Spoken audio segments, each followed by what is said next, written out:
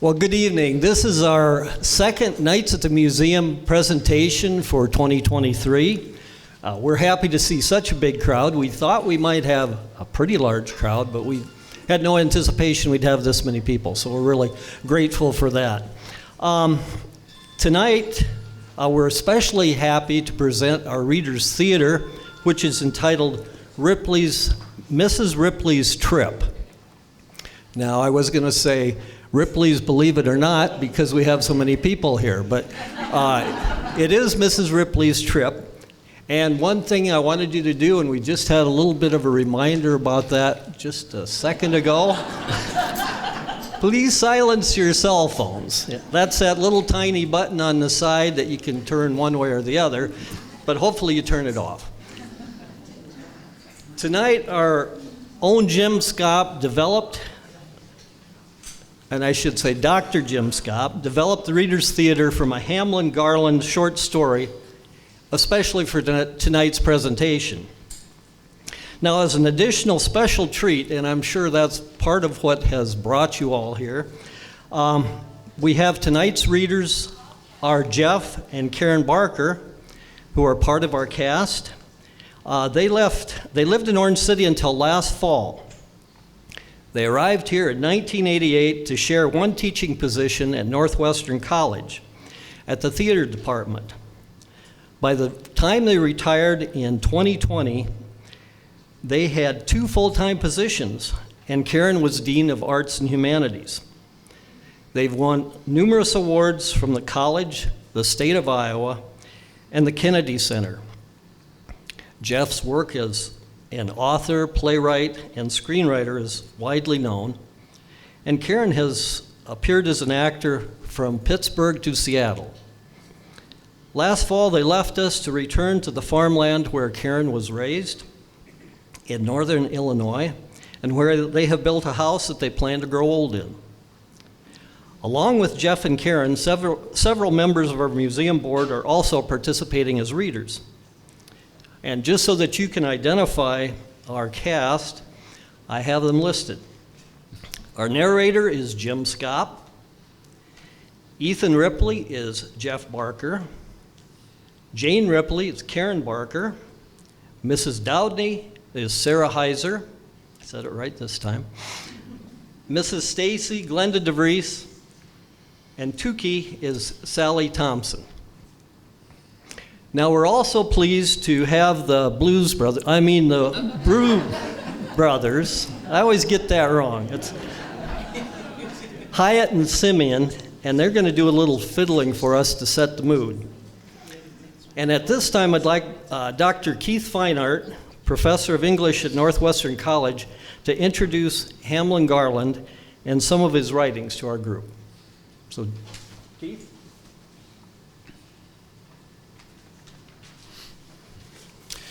In the summer of 1887, after having been 3 years in Boston and 6 years almost absent from his home in northern Iowa, Hamlin Garland found himself with money enough to pay his railway fee to Ordway, South Dakota, where his father and mother had moved following, like so many others, the nation's westward movement.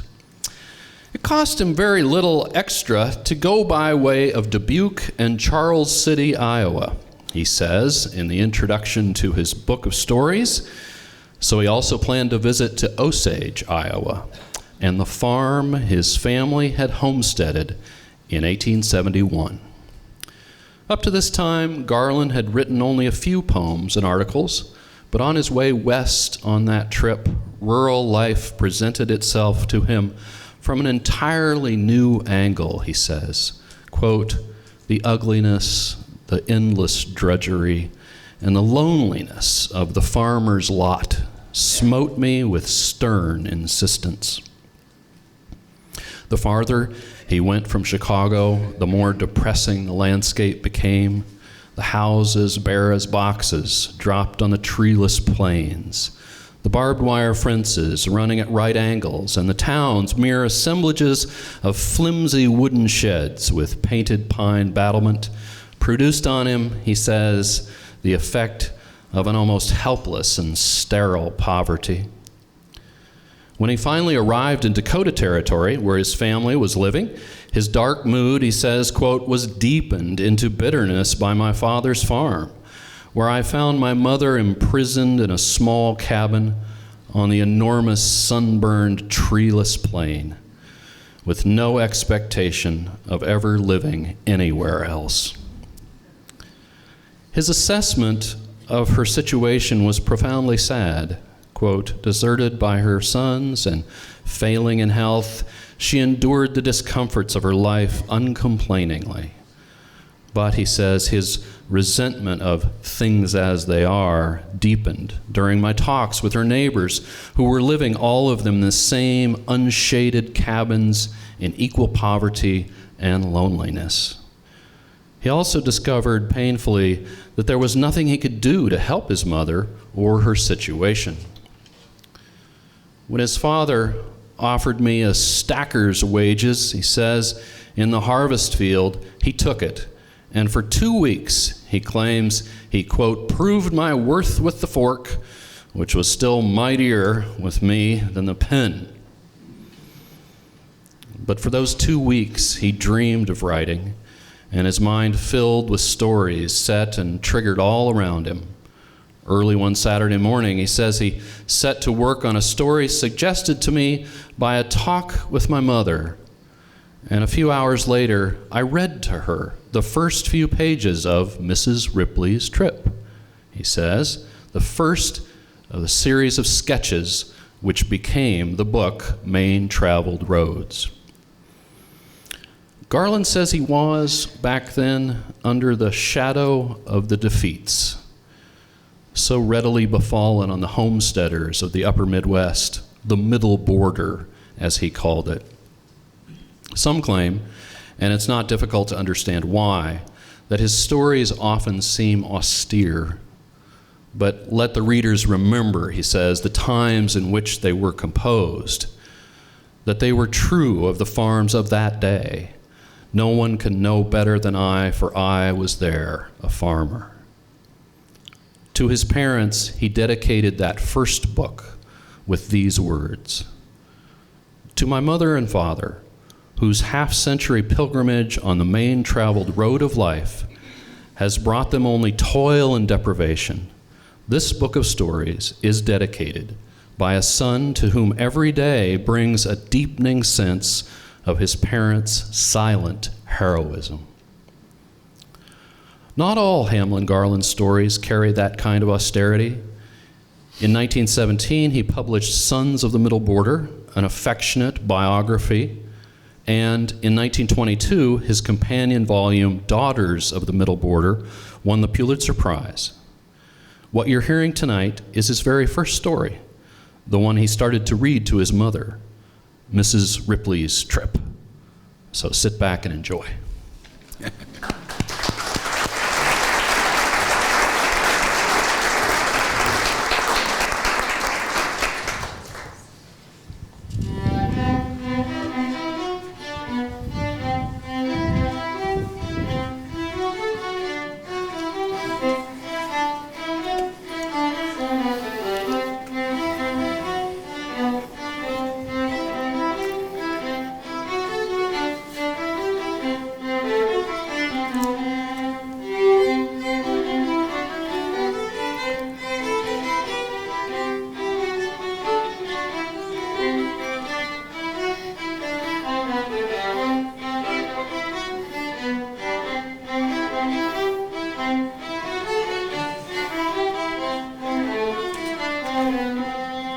The night was windy November around the poor little shanty of Uncle Ripley on the vast Iowa prairie. Uncle Ethan Ripley was mending his old violin, totally oblivious to his tireless old wife, who, having finished the supper dishes, sat knitting a stocking for her little granddaughter who lay before the stove like a cat. The room was small, the chairs wooden, walls bare, a home where poverty was a never-absent guest. The old lady looked little and helpless, But there was a peculiar sparkle in her little black eyes, and suddenly she paused, stuck a needle in the spare knob of her hair at the back of her head, and looking at Ripley said decisively, Ethan Ripley, you'll have to do your own cooking from now on to New Year's. I'm going back to York State. Sure you be now. I want to know if you be. Well, you find out. Gonna start out tomorrow, Mother? No, sir, I ain't. I am going on Thursday, though. I want to get to Sally's by Sunday, sure, and to Silas's on Thanksgiving. How'd you expect to get the money, Mother? Anybody died and left you a pile? Never you mind where I get the money, so's you don't have to bear it. The land knows if I'd have waited for you to pay my way. You needn't twit me of being poor, old woman. I done my part to get along. Worked day in and day out. Oh, I ain't done no work, have I? I didn't say you hadn't done any work. Yes, you did. I didn't either. I said... I know what you said. I said I done my part. I didn't say you hadn't done your part. I know you didn't say it, but you meant it.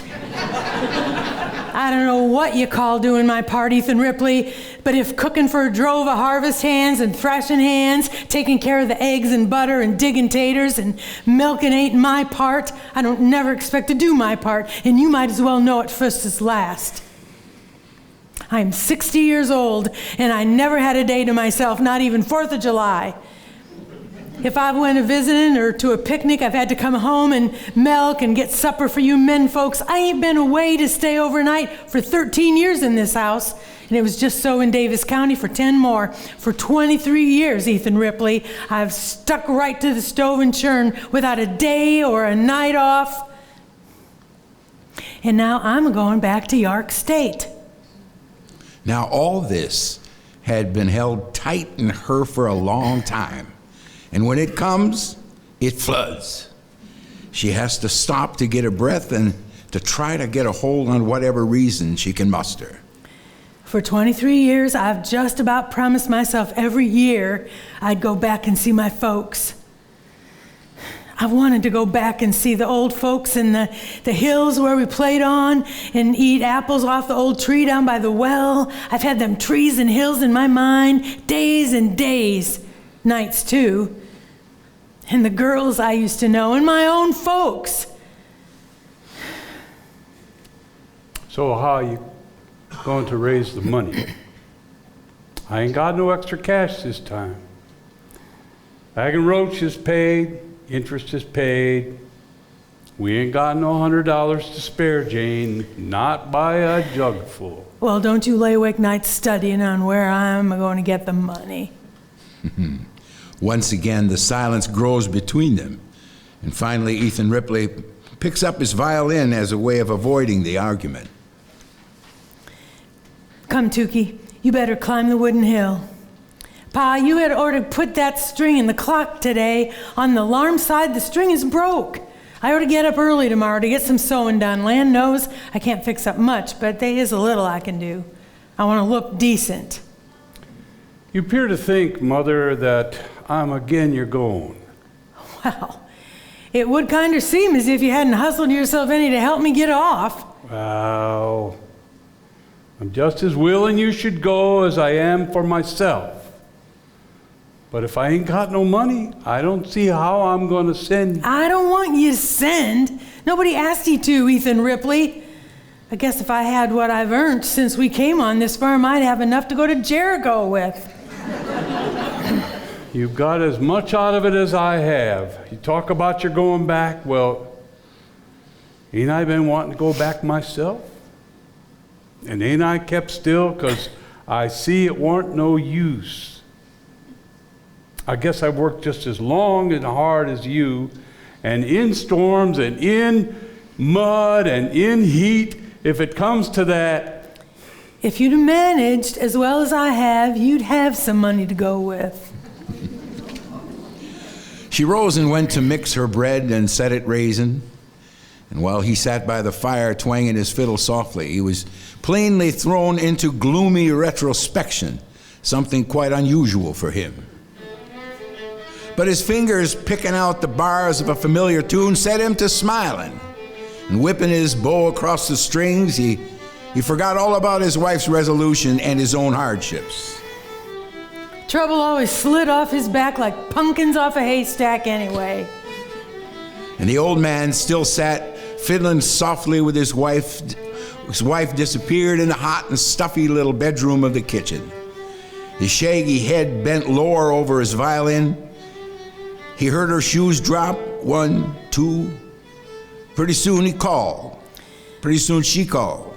Come put up that squeaking old fiddle and go to bed. Seems as if you ought to have sense enough not to sit there keeping everybody in the house awake. You hush up.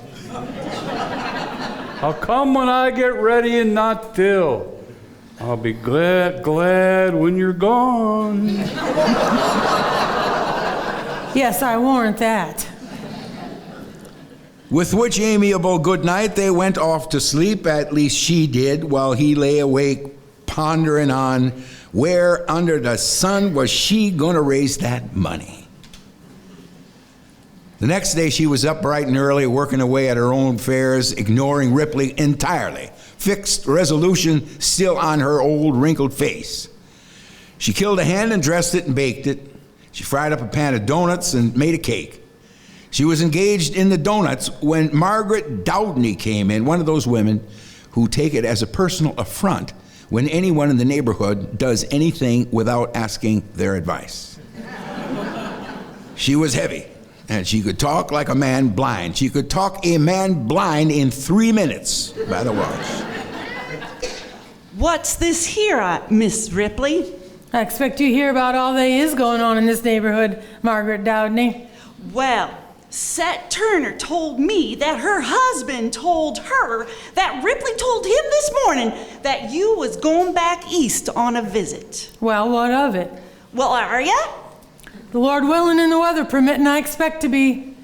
Well, good land, I want to know.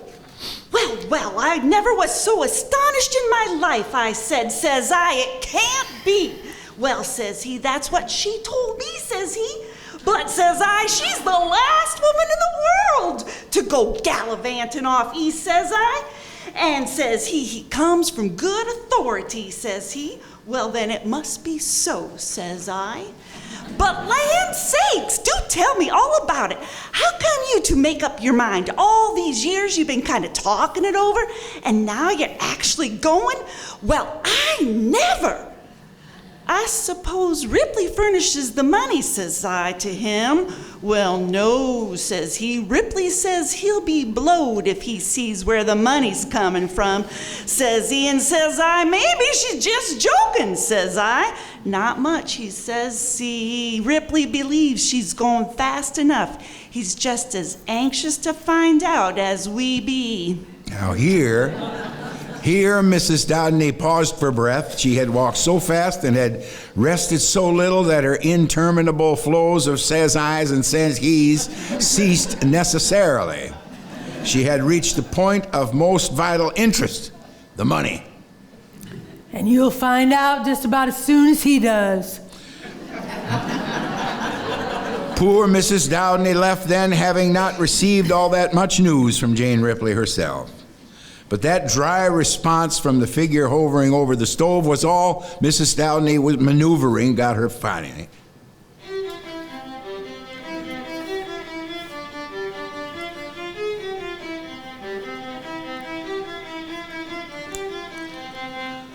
All that day, Ripley went about his work exceedingly thoughtfully, for him anyway. The cold wind rustled among the cornstalks with a mournful sound. The geese and the ducks went sprawling down in the wind, and the horses' coats were ruffled and backs raised. The old man was husking all alone in the field, his spare form rigged out in 2 or 3 ragged coats, his hands inserted in a pair of gloves minus nearly all the fingers, his thumbs done up in stalls, and his feet thrust into the old boots. The down ears wet and chapped, his hands already worn to the quick, but he kept his cheerfulness, and through all he was very tired, but he was softened in temper. He had come to the conclusion that the old woman needed a play spell, I ain't likely to be no richer next year than I am this one. If I wait till I'm able to send her, she won't never go. I calculate I can get enough out of them shoats to send her. I kind of lotting to eat on them pigs done up in sausages. But if the old woman goes east, yeah, Tukey and me'll have to pull through without them. We'll have a turkey for Thanksgiving and a chicken once in a while. Oh, Lord. But we'll miss the gravy on the flapjacks.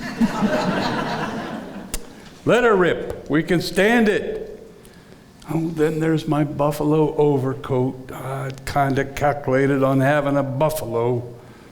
But that's gone up the spout along with them sausages. Ripley's corn rows ran alongside the road leading to Cedarville, where he went back to work. It would have softened Jane Ripley's heart if she had seen his bent and stiffened form among the corn rows, cold wind piercing to the bone through his threadbare clothing. Rising wind rattled the morning stalks, and his poor, dim eyes watered. He had to stop to swing his arms about his chest to warm him.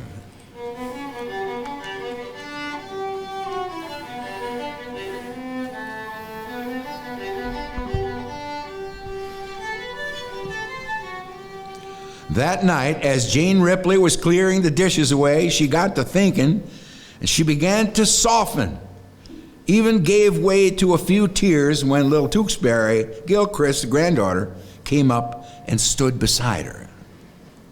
Grandma, you ain't going to stay away always, are you? Well, of course not, Tukey. What made you think that? Well, you ain't told us nothing tall about it, and it kind of looks like you was mad. Well, I ain't mad. I'm just thinking. Tukey, you see, I come away from them hills when I was a little girl almost, before I married your granddad, and I ain't never been back. Most all my folks is there, and we've been so poor all these years I couldn't seem to never get started. And now when I'm most ready to go, I feel kind of queer, as if I'd cry. And cry she did, with Tukey patting her trembling hands. Now, hearing Ripley step on the porch, she rose hastily and, drying her eyes, plunged at the work again. Ripley came in with an armful of wood, which he rolled onto the wood box.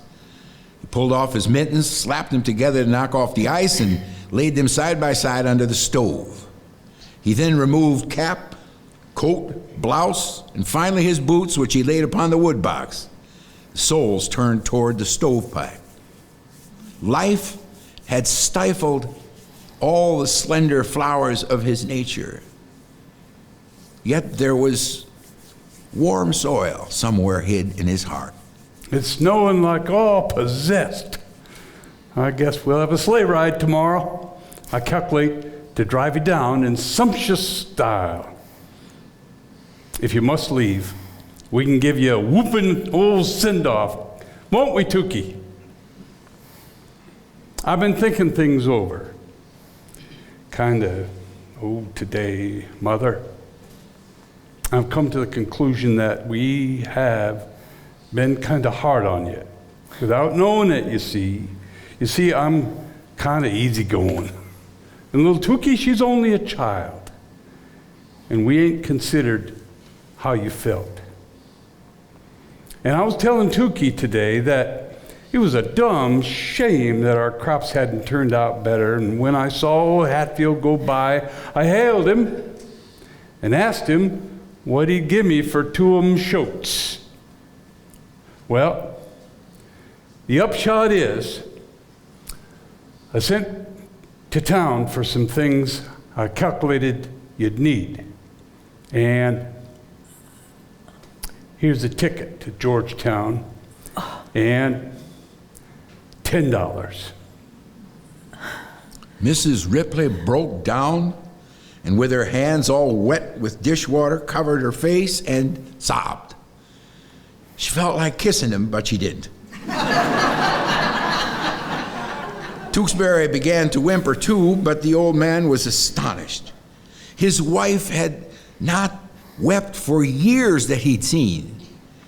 He rose and walked clumsily up to her, timidly touched her hair. Well, Ma, what's up?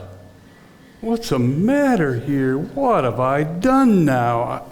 I was calculating to sell them pigs anyway. Hatfield just advanced the money on them. Jane hopped up and dashed into the bedroom, and in a few minutes returned with a yarn mitten tied around the waist, which she laid on the table with a thump. I don't want your money. There's money enough to take me where I want to go.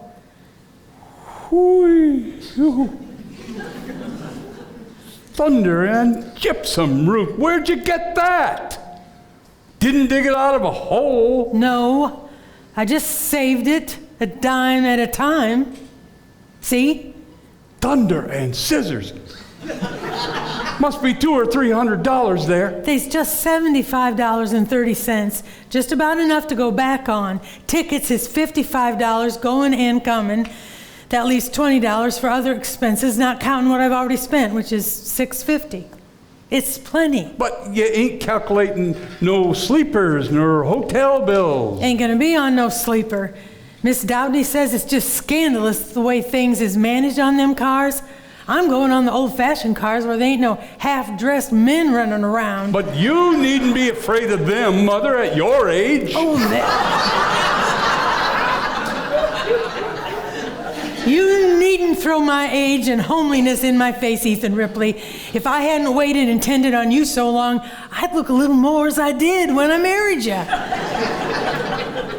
As for the hotel bills, there won't be none. I ain't going to pay them pirates as much for a day's board as we charge for a week's and have nothing to eat but dishes. I'm going to take a chicken and some hard-boiled eggs, and I'm going right through to Georgetown. Well, all right. All right, Mother. But here's the ticket I got. I don't want your ticket. But you got to take it. Well, I ain't. Well, yes, you have. It's bought, and they won't take it back. Won't they? Not much they won't. I asked them. A ticket sold is sold. Well, if they won't... You bet they won't. Then I suppose I'll have to use it.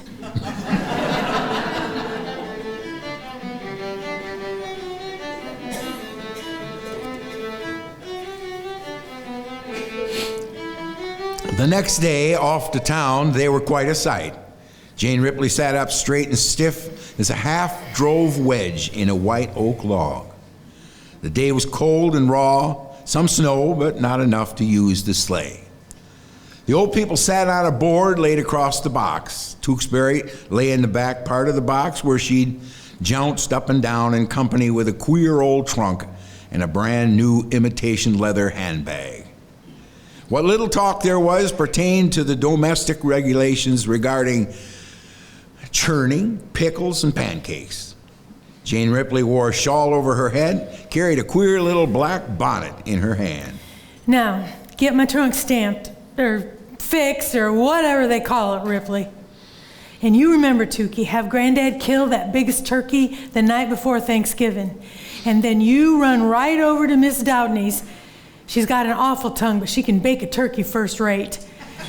And she'll fix up some squash pies for you. You can warm them up, one of those mince pies. I wish you could be with me, but you can't. So do the best you can. When Ethan Ripley returned, his wife looked once again at her husband. Well, I thought you was never returning. Well, now, I fixed things up the best I could. I've baked bread enough to last a week, and Miss Doudney has promised to bake for you.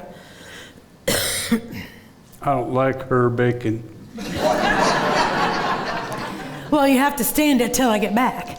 And you'll find a jar of sweet pickles and some crabapple sauce down the cellar. And you better melt up some brown sugar for lasses. And for goodness sake, don't eat all them mince pies up the first week. And see that Tukey ain't froze going to school. And now you'd better get out for home. Goodbye. And remember those pies. Ripley and Tukey seemed to stutter a little as they were missing something already.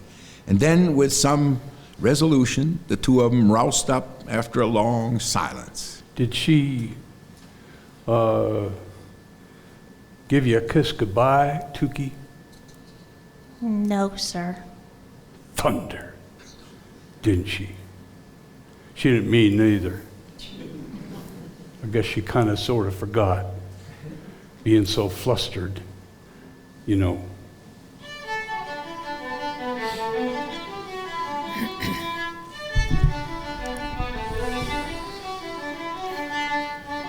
One cold, windy, intensely bright day, Mrs. Stacy, who lives about 2 miles away, saw a queer little figure struggling along the road, which was blocked there and there with drifts, and she was hugging a good half-dozen parcels, which the wind seemed determined to wrench from her. Why, it's Grandma Ripley, just getting back from her trip. Why, how do you do? Come in, come in. Why, you must be nearly frozen. Let me take your hat and veil. No, thank you kindly, but I can't stop. I must be getting back to my Ripley. I expect that man has just let everything go 6 ways for Sunday. Oh, you must sit down. Just a minute and warm. Well, I will, but I've got to get home by sundown, sure. I don't suppose there's a thing to eat in the house. Oh, dear. Well, I wish Stacy was here so he could get you home. And the kids at school. Don't need any help. If it weren't for these bundles and things, I guess I'll just leave some of them here and... Oh, here, take one of these apples. I brought them from Lizzie Jane's cellar back to Yark State. Ooh, this is a delicious. You must have had a lovely time. Pretty good. But I kept thinking of Ripley and Tukey all the time. I suppose they have had a gay time of it. Well, as I told Lizzie Jane, I've had my spree and now I've got to get back to work. There ain't no rest for such as we are. As I told Lizzie Jane, them folks in the big houses have Thanksgiving dinners every day of their lives, and men and women in splendid clothes to wait on them. So Thanksgiving don't mean anything to them. But we poor critters, we make a great to-do if we have a good dinner once a year. I saw a pile of this world, Anna Stacy, a pile of it. I didn't think there were so many big houses in the world as I saw between here and Chicago. Well, I can't sit here gabbing. I must get home to Ripley. Just kind of stow them bags away. I'll take 2 and leave them 3 others. Goodbye. I must be getting home to Ripley. He'll want his supper on time. And off up the road, the indomitable little figure trudged, head held down to the cutting blast, the speck on the measureless expanse, crawling along with sliding steps, getting home to Ripley and the girl. Ripley was out in the barn when he entered, but Tewksbury was building a fire in the old cook stove. She sprang up with a cry of joy and ran to her. She seized her and kissed her, and it did her so much good. She hugged her close and kissed her again and again, crying the whole time. Oh, Grandma, I'm so glad to see you. We've had an awful time since you've been gone. She realized and looked around. A lot of dirty dishes were on the table. Tablecloth was a sight to behold. So was the stove, kettle marks all over the tablecloth, splotches of pancake batter all over the stove. Well, I should say as much.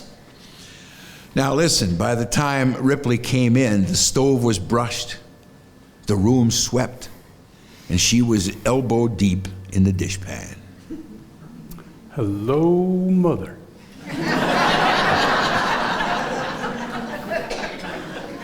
Got back, have you? I should say it was about time. Has old Crumpy dried up yet? That was her greeting. Her trip was a fact now. No chance could rob her of it. She had looked forward 23 years toward it, and now she could look back at it as accomplished. She took up her burden again, never more thinking to lay it down. And all of that was Mrs. Ripley's first trip.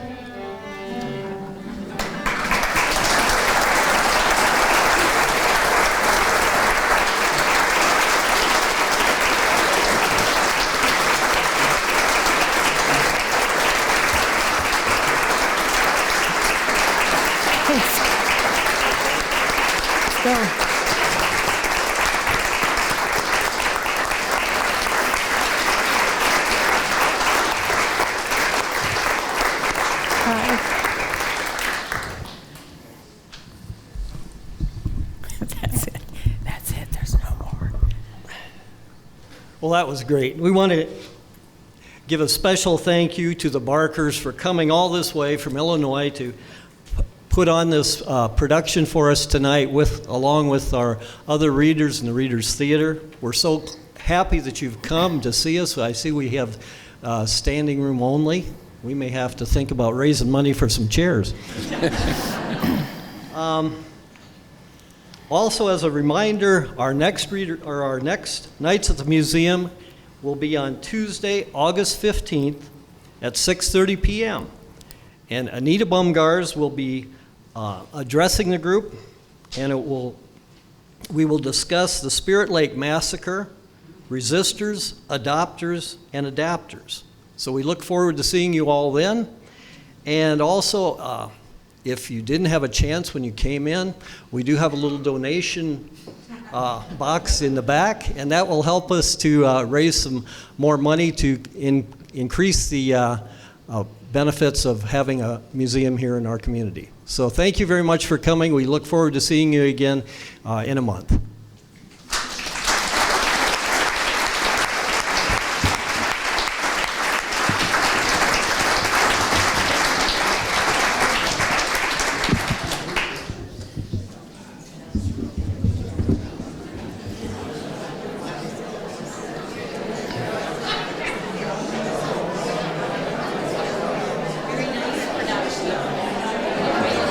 Just took an half hour, that's all. Huh?